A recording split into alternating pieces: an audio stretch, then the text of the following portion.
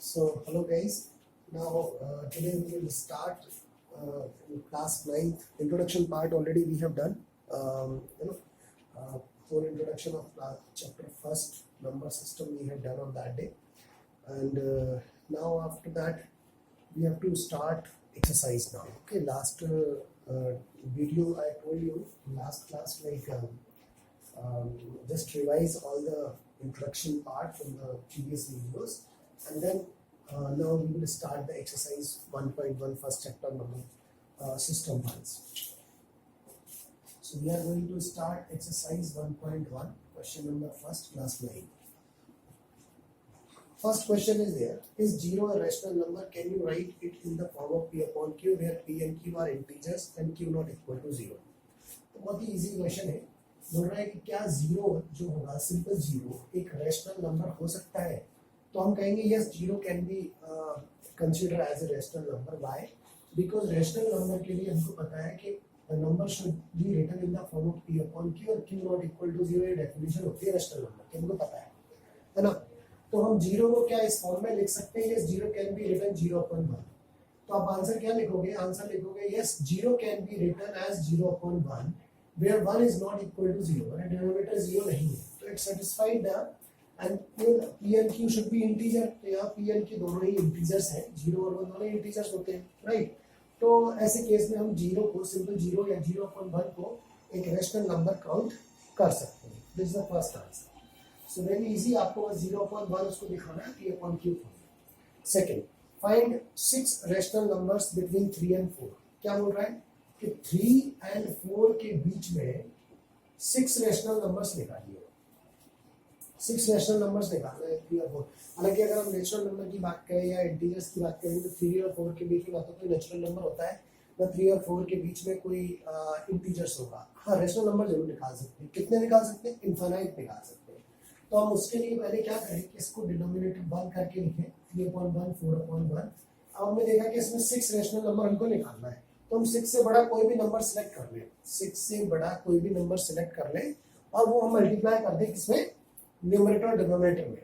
तो हमारे पास जो नंबर आएगा इजीली हम उससे इसके बीच के 6 नंबर निकाल सकते हैं. तो मैंने कोई भी नंबर पकड़ लिया. इजीएस्ट नंबर 10 है, 10 से मल्टीप्लाई कर देते हैं अपन. आप कुछ भी ले सकते हो, आप 7 ले सकते हो, 8 ले सकते हो, 9 ले सकते हो, 10 ले सकते हो. मैंने 6 से बड़ा लेना है, राइट. तो जब आप मल्टीप्लाई कर रहे हो तो हो रहा है 30/10 और यहाँ हो रहा है 40/10. अब देखो 30 और 40 10 तो ठीक है, सेम है.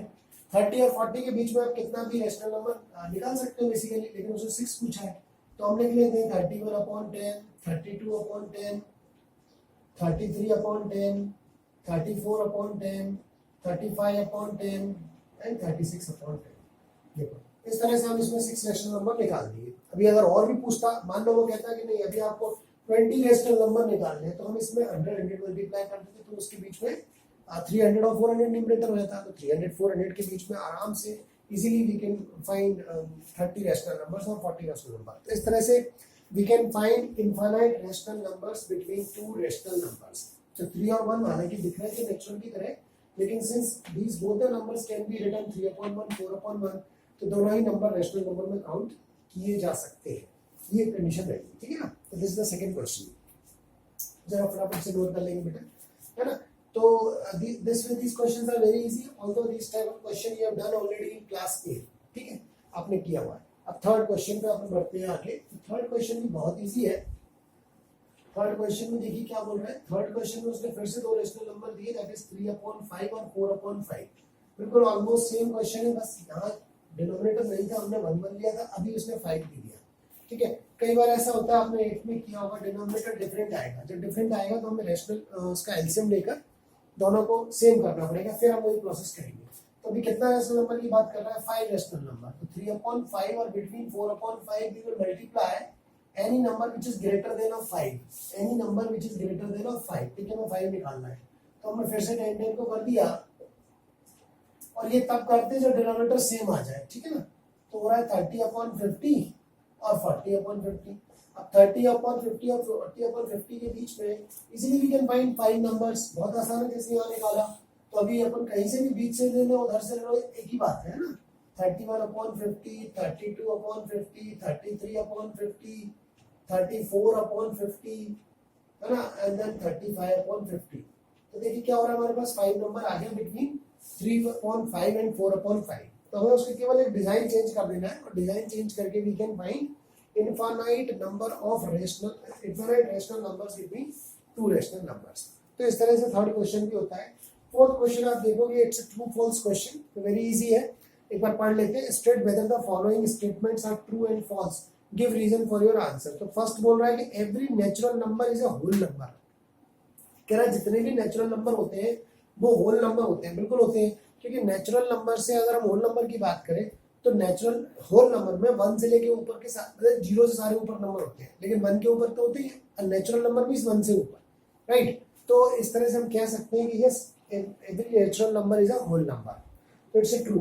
फिर बोल रहा है कि every integer is a whole number, ये फॉल्स हो जाएगा, क्योंकि इंटीजर्स में नेगेटिव होते हैं, नेगेटिव नंबर्स भी आ जाते हैं, और होल नंबर में नेगेटिव नहीं होते, तो एवरी इंटीजर होल नहीं हो सकता, every whole is a integer हो सकता है, ठीक है ना। फिर कह रहा है कि every rational number is a whole number, every rational number is a whole number, ये भी गलत हो जाएगा, क्योंकि रेशनल नंबर में तो पी अपॉन की फॉर्म का होता है, जबकि होल नंबर में पी अपॉन की फॉर्म नहीं होता। तो एवरी होल नंबर को हम रेशनल नंबर कहेंगे तो चलेगा, लेकिन रेशनल नंबर को होल नंबर कहेंगे तो वो नहीं चलेगा, so that is false. Okay, so this way we can solve this 1.1 exercise. It's very easy. Just note down these questions, then we will proceed for the next exercise.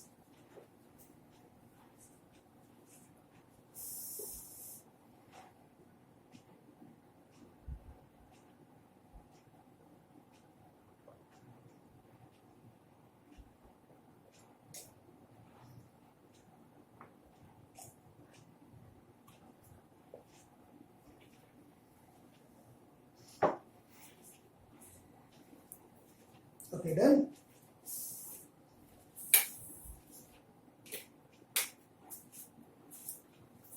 Okay, so this way this first exercise is over. Now we will move for the second exercise, 1.2 exercise. Starting exercises are very easy, and then we have to do definitely some extra questions also, which I will provide you. Okay, so now 1.2 exercise is there. In this also the first question is of true or false. State whether the following statements are true or false, justify your answer, ऐसा बोल रहा है। तो every irrational number is a real number. Every irrational number, जैसे अपन ने rational number की definition क्या बताया था कि जो रेशनल नंबर रियल नंबर होते हैं, उन रियल नंबर्स में दो टाइप के नंबर होते हैं, एक रेशनल होता है ना, इंट्रोडक्शन में अपन देख चुके हैं, और दूसरा इरेशनल नंबर होगा। एक रैशनल है, एक इरेशनल नंबर है। तो हम कहेंगे every real number is every rational number is a real number, वो सही हो जाएगा, लेकिन अगर रियल को रैशनल कहते तो वो नहीं होता। तो उसने कहा कि every irrational number is a real number, तो yes irrational number real number होता है, ट्रू है। फिर बोल रहा है every point on the number line is of the form of root M where M is a natural number, ठीक है। Every point on the number line is of the form of root M, ठीक है। बोल रहा है कि where M is a natural number, मतलब number line पर हर नंबर वो कह रहा है कि रूट के फॉर्म का ही होता है, ऐसा है क्या जरूर। जैसे वो कह रहा है सारे नंबर रूट में ही होते हैं, जैसे यहाँ पर तो अपन इसे 1 2 3 भी तो लेते हैं, तो सारे नंबर रूट में नहीं होते हैं, ठीक है। वो क्या कह रहा है कि every point on the number line is of the form of root M, हर पॉइंट रूट के फॉर्म में ही होता है। जहाँ एम एक नेचुरल नंबर है तो हर नंबर रूट के फॉर्म में, हर पॉइंट नहीं होता है, उसमें से कुछ पॉइंट्स ऑब्वियसली रूट के होते हैं, कुछ पॉइंट्स विदाउट रूट के भी होते हैं। जैसे इसमें 2 भी दिख रहा है और रूट 2 भी कहीं ना कहीं होगा, तो दोनों ही होते हैं, लेकिन हर पॉइंट रूट वाला होता है तो वो रॉन्ग है, ठीक है। इसके बाद कह रहे हैं कि every real number is an irrational number, ये रॉन्ग होगा। जैसे कि रियल नंबर को हम रेशनल या इरेशनल नहीं कह सकते। हाँ, every rational is a real, every irrational is a real, ठीक है ना। तो अपवर्ड तो चलेगा, लेकिन बोलेंगे रियल से अगर रेशनल पे आ जाए तो वो नहीं होगा, हर रियल नंबर रेशनल नहीं होता, क्योंकि रियल में 2 पार्ट होते हैं, कुछ रेशनल कुछ इरेशनल, ठीक है ना। तो दिस वे ट्रू फॉल्स हम सॉल्व कर पाएंगे विथ, और ये सारा कॉन्सेप्ट अपन ने इंट्रोडक्शन में कर चुके हैं। अभी देखिए फिर से क्या क्वेश्चन आ रहा है, are the square root of all positive integers irrational? If not, give an example of the square root of the number that is a rational number. तो क्या बोल रहा है, कह रहा है इस जिसे किसी भी कह रहा है उसका स्टेटमेंट ये है कि हर नंबर का जो रूट अगर हम लगा दें, किसी भी नंबर का रूट लगा दें तो वो इरेशनल होता है क्या। और अगर नहीं होता तो फिर एग्जांपल बताओ कि क्यों नहीं होता, मतलब जस्टिफाई करना अपनी बात को। तो अपन इस बात को कहेंगे नहीं, हर नंबर पे रूट लगाने से वो इरेशनल नहीं होता है। अपन ये इरेशनल की डेफिनेशन में देख चुके हैं कि जैसे अगर √2 किया, 2 के चूंकि फैक्टर नहीं होते, इट्स ए प्राइम नंबर, तो ये इरेशनल है। √3 किया, इस ये भी इरेशनल है क्योंकि 3 का प्राइम फैक्टर या परफेक्ट स्क्वायर ये 3 नहीं है। लेकिन हम जब √4 करेंगे तो 4 के फैक्टर्स तो हो सकते हैं। 4 का अगर स्क्वायर रूट करें तो 2 होता है, तो हम √4 के प्लेस पर तो 2 लिख सकते हैं, तो this root will be remove there, है ना। तो इस केस में ये इरेशनल नंबर नहीं है, ये दोनों इरेशनल है। और वो ये कहना चाह रहा है क्वेश्चन कि हर रूट वाला नंबर, हर एक रूट वाला नंबर इरेशनल होगा। तो हम कहेंगे नहीं, हर एक रूट वाला नंबर इरेशनल नहीं होता है, क्योंकि जैसे ऐसे नंबर जिनके परफेक्ट स्क्वायर हो सकते हैं वो इरेशनल नहीं होंगे, वो रेशनल में हो जाएंगे, ठीक है। तो दिस स्टेटमेंट हम एग्जांपल इसमें क्या देंगे, हम ये कहेंगे कि नो, हम ऐसा लिख देंगे आंसर कि know all the √m type of number is not an irrational, ठीक है। और एग्जांपल हम जो दें उसमें ऐसा देते हैं, जैसे √4 है, रूट लगा है लेकिन इरेशनल नहीं है, √9 इरेशनल नहीं है, √16 इरेशनल नहीं है, √25 इरेशनल नहीं है। तो ऐसे नंबर जो किसी न किसी नंबर के परफेक्ट स्क्वायर होते हैं, उनके रूट लगने के बाद भी वो इरेशनल नहीं होता, ये कहने का सेंस है, ठीक है। तो दिस में we can finish this question. अब बहुत ही इंपॉर्टेंट क्वेश्चन आ रहा है जो एग्जाम में बहुत आता है कई बार, so that the √5 can be represented, so how √5 can be represented on the number line. √5 को नंबर लाइन पर रिप्रेजेंट करना है, ये आप समझ ही गए होंगे इसको, है ना। तो इसमें हमें वो एग्जांपल्स देने हैं जो रूट होने के बावजूद भी इरेशनल नहीं है। तो इसमें वो सारे नंबर्स आएंगे जो कि परफेक्ट स्क्वायर होते हैं, किसी न किसी नंबर के स्क्वायर होते हैं, उन पर रूट लगाने के बाद भी वो रेशनल ही रहेगा, इरेशनल नहीं रहेगा, ठीक है ना। हमें वो इन एग्जांपल से खत्म करना है। अभी कह रहा है कि show how √5 can be represented on the number line. अपन ने इंट्रोडक्शन पार्ट में √5, √7, √3, √2, √1 को हम √7 को ये नंबर्स कुछ अपन ने किए थे एग्जांपल्स में, जो अपन ने इंट्रोडक्शन किया था, है ना। तो अब उसी बात को अपन फिर से एक बार रिवाइज कर लेते हैं कि √5 को नंबर लाइन पे कैसे रिप्रेजेंट करेंगे। अभी क्वेश्चन के फॉर्म में आ गया, ठीक है ना। बहुत इंपॉर्टेंट क्वेश्चन है।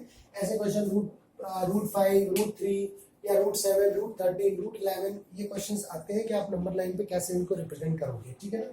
तो अभी तक अपन ने जितने भी क्वेश्चंस किए उनमें से आने के लायक ये क्वेश्चन, ठीक है। और एक क्वेश्चन वो जो between two rational numbers find करना, वो भी आ सकता है कई बार, ठीक है ना। तो जो है अब √5 को नंबर लाइन पे लाने के लिए हमें दो मेथड है हमारे पास, अपन ने डिस्कस किए हुए। एक मेथड है जो अपन पाइथागोरस थ्योरम को या प्रॉपर्टी को यूज करते हुए करते हैं। सेकंड मेथड है हमारे पास जो कि स्पाइरल मेथड है। तो हम किसी भी मेथड से कर सकते हैं। आपको बताया था कि स्पाइरल मेथड बेसिकली वो एक एक्टिविटी बेस्ड प्रोसेस है।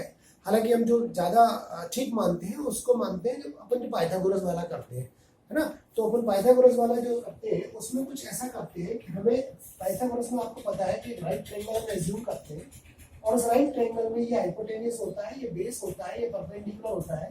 तो हम बेस और परपेंडिकुलर अपनी साइड से एज्यूम करते हैं कुछ तो भी मन से, और कोशिश करते हैं पाइथागोरस लगाने से कि हाइपोटेन्यूस पे ये नंबर आ जाए, माने हाइपोटेन्यूस जो हमारा है वो √5 निकल कर आ जाए।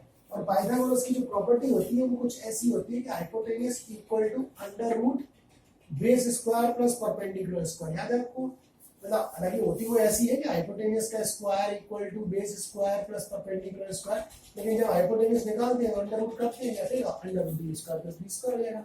तो हमें बेस और परपेंडिकुलर कुछ अपनी साइड से एज्यूम करना है, समझ रहे।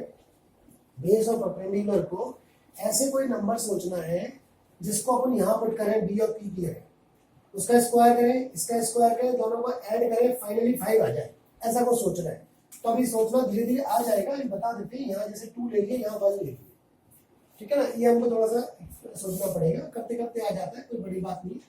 तो बेस को हमने 2 रखा, परपेंडिकुलर को 1 रख दिए।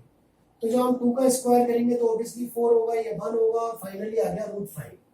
हाइपोटेन्यूस हमको √5 मिल गया। अब यही right triangle we will take on number line. अब क्या करते हैं, नंबर लाइन ड्रॉ किया, 0 1 2 3 4 5 6 7 8 मतलब ऐसे रेंडमली कुछ तो भी बना लिए, एक नंबर लाइन लेके चले। अब ये राइट ट्रायंगल हमें यहाँ लेकर आना है, ये सारे के सारे 1 सेंटीमीटर नहीं है, 1 यूनिट लिया। यूनिट कौन सा? कोई भी इक्वल डिस्टेंस पे ले लिया, कोई भी इक्वल डिस्टेंस पे हमने इसको ले लिया, ठीक। अब वहां कह रहा है 2 यूनिट्स, तो 2 यूनिट्स के लिए क्या करा हमने, यहाँ से स्टार्ट किया, दिस मान लो 0 से शुरू हुआ, 2 यूनिट कहाँ होगा? यहाँ तक होगा। इसको हम एक नाम दे देते हैं, मान लो this is A and this is B suppose, ठीक है। तो ये ए भी हमने बेस यहाँ दे दिया। अब हमको बी पर कहाँ जाना है? परपेंडिकुलर जाना है 1 यूनिट का।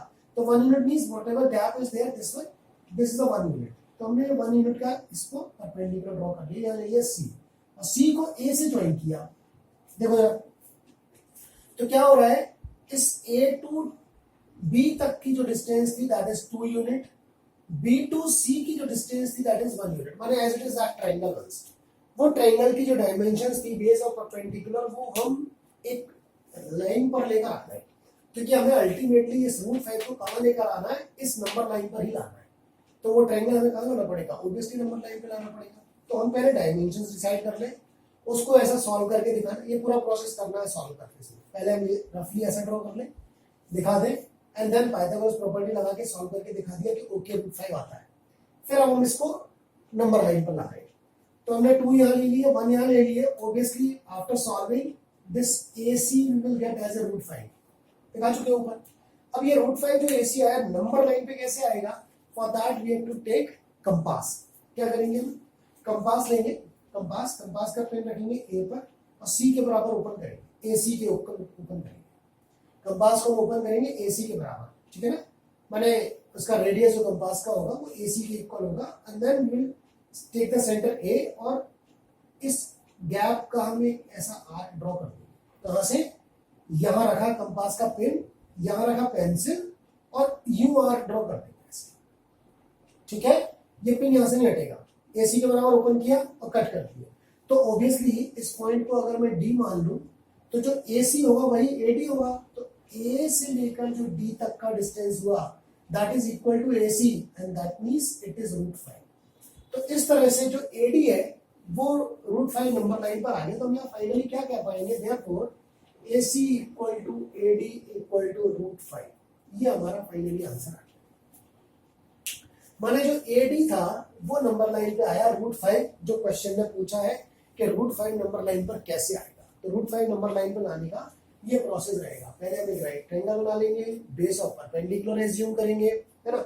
और वो एज्यूम होने के बाद हम ये देखेंगे कि हाइपोटेनस पे आ जाना चाहिए वो सेम नंबर रूट 5 जो भी जरूरत है, ठीक है। तो उसको सॉल्व किया और इस तरीके से अरेंज करके इसका रख दिया अपन ने, ठीक है ना। तो ये पूरी रहेगा इसमें स्टोरी, ठीक है। तो just note down this one and then we will proceed for the next day. अच्छा, इसमें जो फोर्थ क्वेश्चन है वो स्पाइरल बेस पे दिया हुआ है, this is an activity basically. तो अपन जब मैथमेटिक्स एक्टिविटी के बारे में बात करेंगे तब उसमें कर लेंगे, तो it's not a very important one. Now we can proceed for the next 1.3 exercise, okay.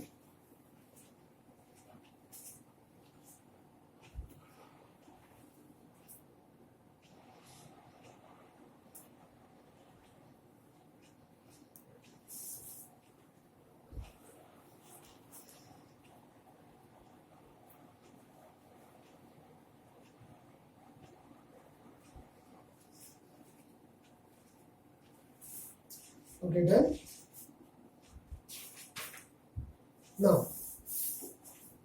Now we will start this 1.3 exercise. Okay, so because questions are very easy in this book, so अभी थोड़ा सा जल्दी जल्दी चल रहे हैं हालांकि, ठीक है, लेकिन प्रैक्टिस में अपन को एक्स्ट्रा क्वेश्चंस करते हैं। आप ऐसा करिएगा, अभी रूट 5 को मैंने आपको सॉल्व करके दिखाया। अब आप as a homework for today आप जरा ट्राई करिएगा कि रूट 3 कैसे बनेगा नंबर लाइन पर, रूट 5 कर चुके हैं, रूट 7 कैसे बनेगा, रूट 11 कैसे बनेगा, रूट 13 कैसे बनेगा। ये नंबर आप नंबर लाइन पर ट्राई करेगा। इवन रूट 2 भी कर सकते हैं अलग अलग। सो 1 2 3 4 5 क्वेश्चन है आज के होमवर्क में। ट्राई करिएगा कि how to represent these rational irrational number on number line, ठीक है ना। इसको आप कोशिश करेंगे। रूट 2 रूट 3 रूट 7 रूट 11 और रूट 13 ठीक है, कोई डाउट लगेगा देन पूछिए। चलिए तो अब अपन आगे बढ़ रहे हैं 1.3 की तरफ। Okay, and 1.3 exercise, what is written there? It is written here कि write the following in decimal form and say what kind of decimal expansion each has। देखिए अब आपको बताया था, अगर याद हो, कि there are two types of decimal expansion basically।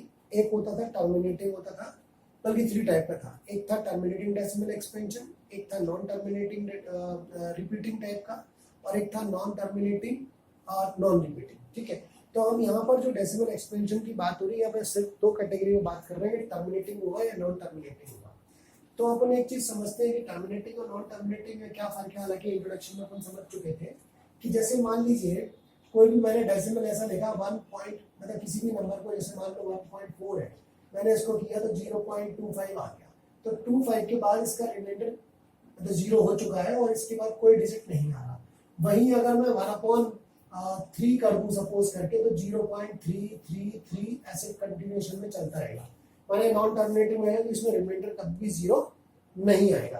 तो ये हुआ टर्मिनेटिंग टाइप का, ये हुआ नॉन टर्मिनेटिंग। तो हमें इस क्वेश्चन में यही बताना है कौन सा टर्मिनेटिंग है, कौन सा टर्मिनेटिंग नहीं। तो सवाल ये है कि हम बिना सॉल्व किए हुए कैसे बता पाएंगे, वो बात करना है हमें।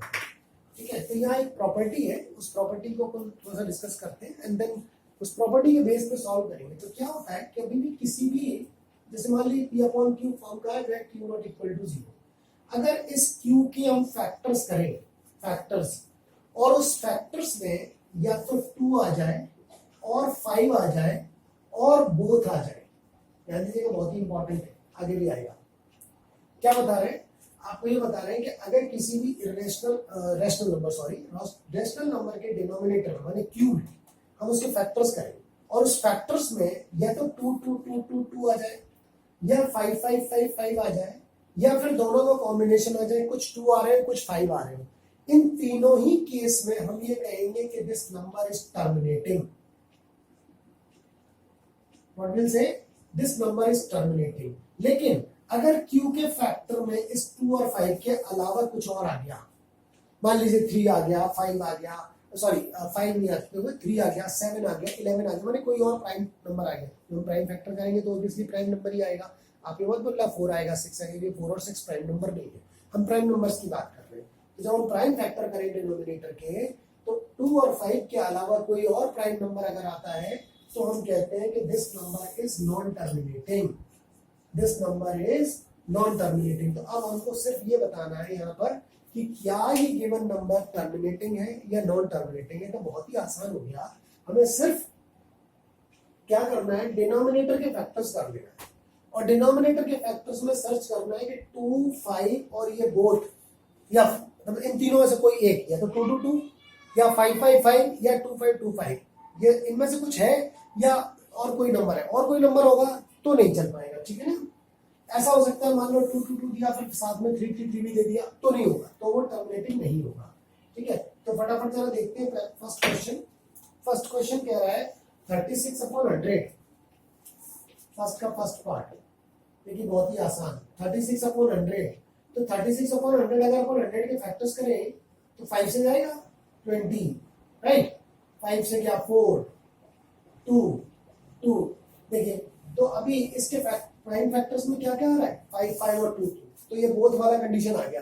आपको बताया था या तो 5 आ जाए या 2 आ जाए या 5 और 2 बोथ हो जाए, 5 and 2 बोथ। तो ये 5 and 2 बोथ है, तो इज इट टर्मिनेटिंग और non terminating? Obviously it is terminating, it is terminating, है ना। तो क्वेश्चन ने पूछा था write the following in decimal form and say what kind of decimal expansion each है। इसको डेसिमल फॉर्म में भी लिखना है। तो 36/100 को डेसिमल फॉर्म में अगर लिखते हैं तो बहुत ही आसान है, आप इसको 0.36 कर सकते हो क्योंकि 2 0 है, 2 डिजिट के बाद हमने डेसिमल लगा दिया, खत्म हो गई बात। अब जैसे उसने सेकंड क्वेश्चन पूछा 1/11, ध्यान देना 1/11, तो 11 का अगर हम फैक्टर करते हैं प्राइम फैक्टर्स, 11 का प्राइम फैक्टर करेंगे तो 11 इज प्राइम नंबर। तो ये तो सिर्फ 11 और 1 ही तो हुए, इसमें ना तो 2 आ रहा है ना 5 आ रहा है ना बोथ आ रहा है, तो obviously it is non terminating. अगर ये नॉन टर्मिनेटिंग है तो हमें इसको कुछ भी चेंज नहीं करना है, इसको ऐसे ही छोड़ देना। टर्मिनेटिंग हुआ तो डेसिमल में कन्वर्ट करना है, ठीक है ना। ऐसे ही बोल रहा है कि 4n/8 थर्ड पार्ट, 4n/8 को सॉल्व कर लो बेटा, कितना हुआ 33/8, करेक्ट। अब 33/8 का टर्मिनेटिंग है कि नहीं, 8 के फैक्टर कर लेते हैं। तो 8 का जब फैक्टर करोगे तो आपको 2 4 जा, फिर 2 2 जा और 2 बन जा, तो 2 3 टाइम्स मिल रहा है हमको, तो क्या मिल गया 2 2 2, तो 2 2 2 मिल गया, तो ये तो टर्मिनेटिंग है, तो हम कहेंगे yes it is a terminating,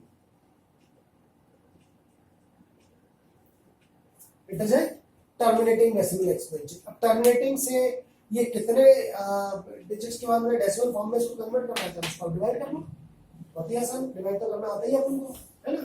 तो इस तरह से हम इसकी टर्मिनेटिंग और नॉन टर्मिनेटिंग क्वालिटी को पता कर पाएंगे डिनोमिनेटर्स के फैक्टर्स करने के बाद। आप 33 को 8 से डिवाइड कर लो तो आ जाएगा, 8 4 जा 32 हो जाएगा, और 32 तो 1 आ गया, रिमाइंडर पॉइंट लगाएंगे, 0 हो जाएगा, 2 आ जाएगा, 5 आ जाएगा, तो 4.25 करके इसका डेसिमल फॉर्म बन जाएगा, ठीक है ना। तो इस तरह से हम इन क्वेश्चंस को कर पाएंगे, got it.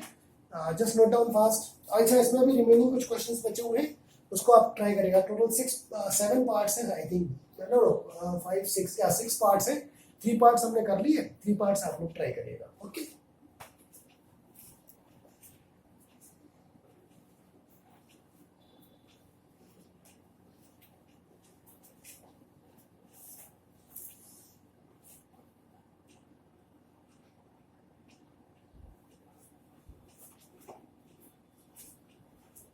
Okay, done.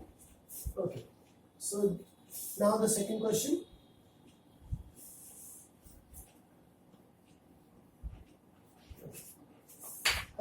So this way we can find like numbers are terminating or non-terminating, ठीक है। डिनोमिनेटर के फैक्टर्स को चेक करके अपन पता कर सकते हैं तुरंत, ये एक प्रॉपर्टी रही, ठीक है।